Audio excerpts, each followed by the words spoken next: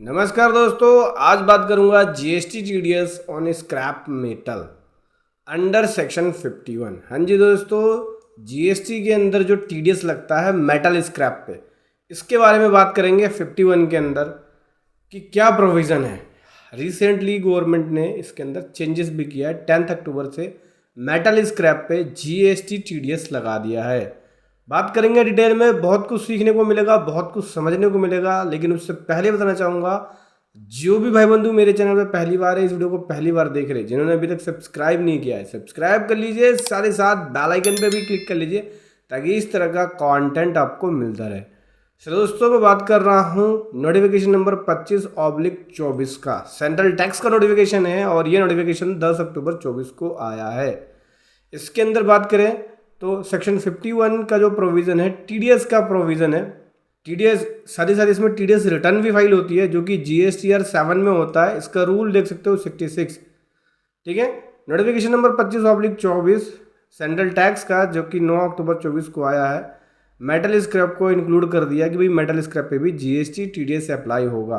कौन कौन से ऐसे मेटल स्क्रैप होंगे, जैसे आयरन हो गया, स्टील हो गया, कॉपर हो गया, एल्युमिनियम हो गया, जिंक हो गया, ये सभी मेटल स्क्रैप के अंदर काउंट होंगे, जिसका एचएसएन कोड 72 से लेके 81 तक है। एप्लीकेबिलिटी की बात करें तो किस पे अप्लाई होगा, बोथ बायर एंड सेलर, जो कि जीएसटी में रजिस्टर्ड है, सप्लाई कर रहा है मेटल स्क्रैप। चैप्टर 72 और 81, 72 से लेके 81 तक के, उन सभी पे अगर कॉन्ट्रैक्ट वैल्यू 2.5 लाख रुपए से एक्सीड होती है, यानी सेल वैल्यू, तो उस केस में जीएसटी टीडीएस अप्लाई हो जाएगा। बायर कौन कौन हो सकते हैं? बायर डिपार्टमेंट हो सकता है, एस्टेब्लिशमेंट हो सकती है कोई सेंट्रल गवर्नमेंट की, लोकल अथॉरिटी, गवर्नमेंट एजेंसी, या कोई भी corporations, public sector units. 1% CGST, 1% SGST, total 2% लगेगा।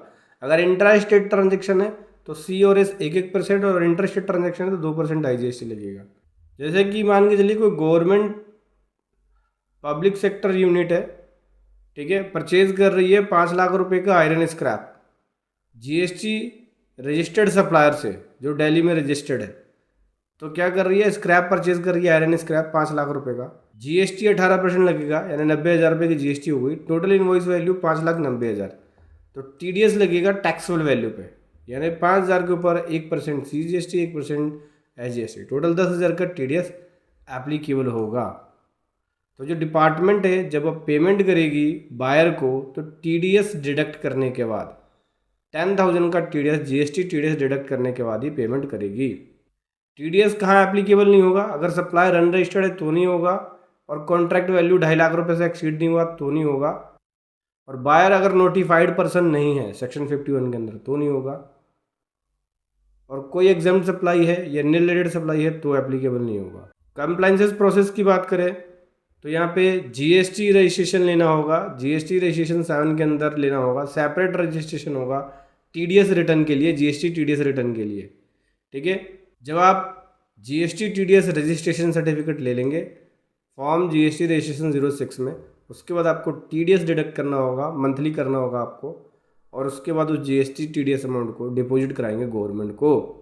ठीक है, हर महीने की 10 तारीख तक आपको कराना होगा। फिर उसके बाद जीएसटीआर 7 में रिटर्न फाइल होगी, जो कि हर महीने की 10 तारीख तक आपको ये रिटर्न फाइल करनी होगी।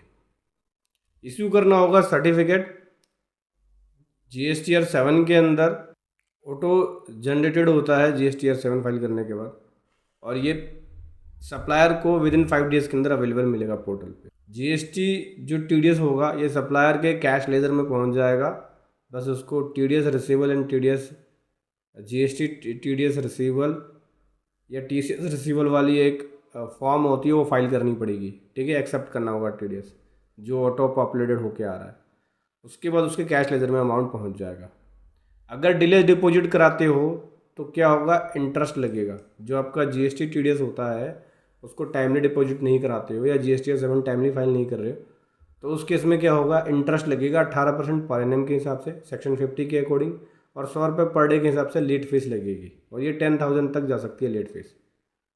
और फर्निश नहीं करते हैं सर्टिफिकेट टाइमली तो 100 रुपये पर डे लगेगी लेट फीस, और मैक्सिमम 5,000 तक जा सकते। तो क्या करना होगा, अगर जीएसटी टीडीएस काटना है तो जीएसटी टीडीएस रजिस्ट्रेशन लेना होगा, चेक करना होगा आपकी ट्रांजैक्शन एलिजिबल है जीएसटी टीडीएस के लिए या नहीं, या उसके बाद डिपॉजिट करना होगा। अगर आपको टाइमली जीएसटी टीडीएस गवर्नमेंट को मंथली रिटर्न फाइल करनी होगी और सर्टिफिकेट इशू करना होगा। तो समझ गए दोस्तों, 2% का टीडीएस लगेगा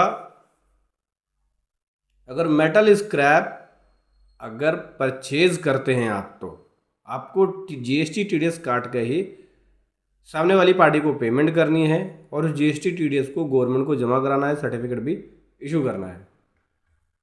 2% का जीएसटी टीडीएस रेट रहेगा। वीडियो कैसी लगी जरूर बताएं। Thank you so much. जय हिंद, वंदे मातरम।